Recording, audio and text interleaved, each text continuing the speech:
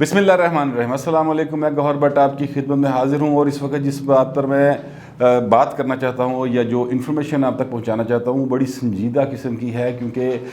پنجاب جو بڑا ایک چاروں صوبوں میں سب سے زیادہ ترقی یافتہ صوبہ سمجھا جاتا ہے، اور کہا جاتا ہے کہ یہاں کی پولیس، یہاں کے افسران جو ہیں وہ دیگر صوبوں کی نسبت ذرا مہذب ہیں، یا یہ کہہ لیں کہ تھوڑے سے ان میں ایٹیکیٹس ہیں، تھوڑا سا قانون کو زیادہ فالو کرتے ہیں دوسرے صوبوں کی نسبت۔ یہ ایک تاثر عام تھا، لیکن اب یہ بالکل الٹ ہو چکا ہے، کیونکہ پنجاب میں جو وزیر اعظم پلس بھائی بایا ہے نا، مطلب عثمان بزدار صاحب، وہ ان کو کسی چیز کی کوئی پرواہ نہیں ہے۔ وہ ان کو کرونا ہوا تھا، اللہ تعالیٰ نے ان کو صحت دی، لیکن ویسے وہ کرونا تو خیر اب آیا ہے، لیکن وہ جب سے وزیر اعلیٰ بنے ہیں وہ کترینہ میں ہی ہیں، مطلب پنجاب کے عوام تو یہی سمجھتے ہیں، کیونکہ کوئی حکومت نام کی چیز نہیں ہے۔ یہ جو ساری بات میں آپ کو بتا رہا ہوں، یہ پنجاب اسمبلی کا آج اجلاس ہوا، اور اس اجلاس کے اندر ایک رکن اسمبلی ہیں، حکومتی رکن، ان کا نام ہے احمد شاہ کھگا۔ یہ پاک پتن سے جیت کر آئے اور پی ٹی آئی کی ٹکٹ پر جیت کے آئے۔ آج یہ جو صاحب ہیں وہ ایوان میں کھڑے ہوئے، اور انہوں نے باقاعدہ یعنی اپنی جو داستان سنائی، اس پر حکومتی اور اپوزیشن ارکان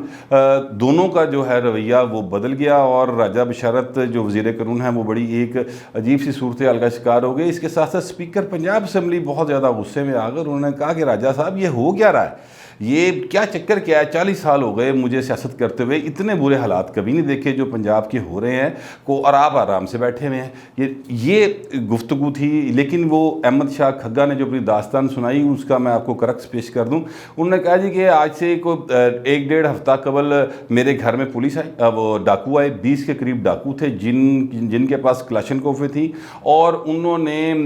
خواتین سمیت سب کے ساتھ بدتمیزی کی۔ اب ایک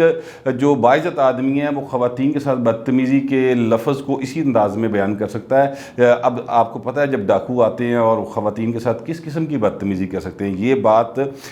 بہت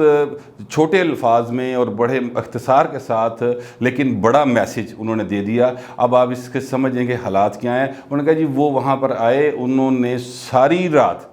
بدتمیزی بھی کی اور ساتھ وہ سامان بھی لوٹ کر لے گئے، اور اس صورتحال پر انہوں نے کہا جی کہ ہمارے پاس، ان کے پاس کلاشنکوفیں تھیں، ہمارے پاس تو غلیل بھی نہیں، تو آپ ہمیں کلاشنکوف کا لائسنس دیں تاکہ آئندہ سے ہم خود ان کا مقابلہ کر لیں، کیونکہ پولیس تو کہیں آتی نہیں اور وہ کچھ کرتی نہیں ہے۔ یہ صورتحال جب ہوئی تو پھر اس پر بہت زیادہ حکومت اور اپوزیشن دونوں کی طرف سے بات کی گئی۔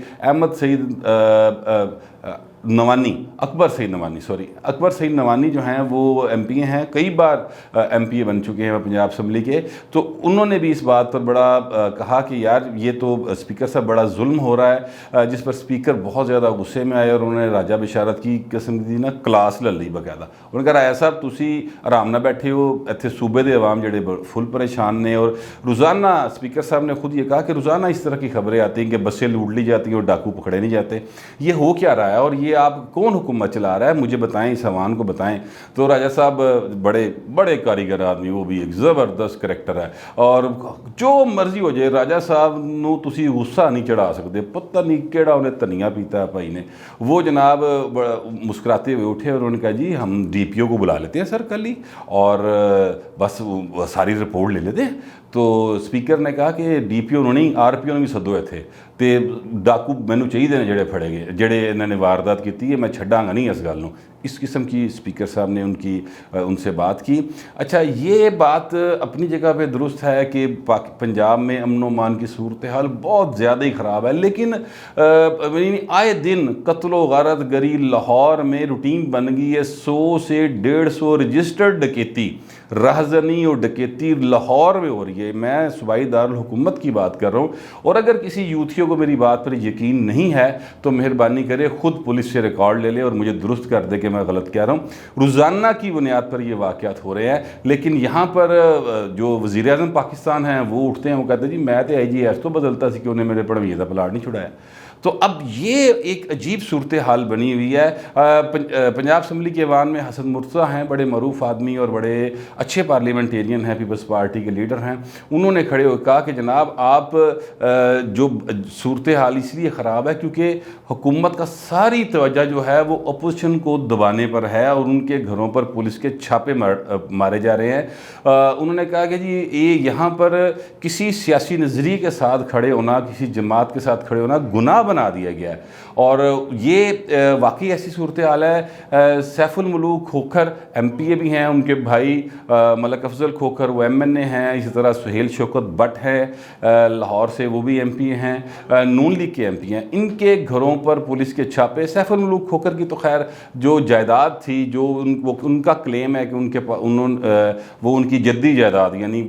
2-3 نسلوں سے ان کے پاس تھی، وہ جس طرح سے آپریشن کر کے وزیر اعلیٰ پنجاب نے اس کا کریڈٹ لیا اور فردوس عاشق عوام صاحبہ کہتی رہی کہ جی اسی ویلا کرا لیا، قبضہ کیتا اسی۔ اب حقیقت یہ ہے اور یہ بات سامنے آئی ہے کہ اس کے اوپر لاہور ہائی کورٹ کے چیف جسٹس قاسم صاحب کی طرف سے اسٹے آرڈر موجود تھا، اور اس کے اسٹے آرڈر کے باوجود حکومت نے یہ کارروائی کری۔ مطلب یہ ہے کہ قانون کوئی نہیں ہے، یہ عدالتیں واقعی ان کے نزدیک کچھ اہمیت نہیں رکھتی، کیونکہ سیاسی مخالف ہے، نہیں ماننا اس کو پکڑ لو، اور وہ کیا نہیں ماننا اس کو شہزاد اکبر صاحب، اب یہ نون لیگ کے ذرائع نے دعویٰ کیا کہ شہزاد اکبر صاحب ان کو بیٹھ کے لاہور میں فون کرتے رہے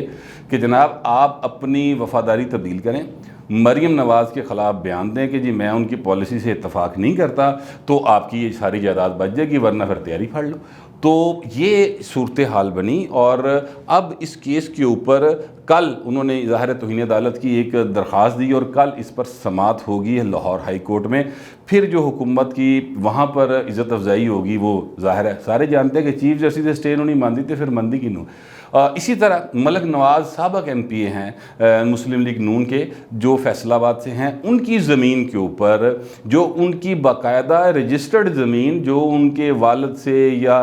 دادے سے ٹرانسفر ہوئی، اور پھر وہ سارا ایک زرعی رقبہ جو تھا اس کو خالی کرایا گیا پولیس کے ذریعے، دیواریں گرائی گئیں، وہاں پر بدتمیزی کی گئی۔ انہوں نے باقاعدہ ایک اپلیکیشن دی ہوئی ہے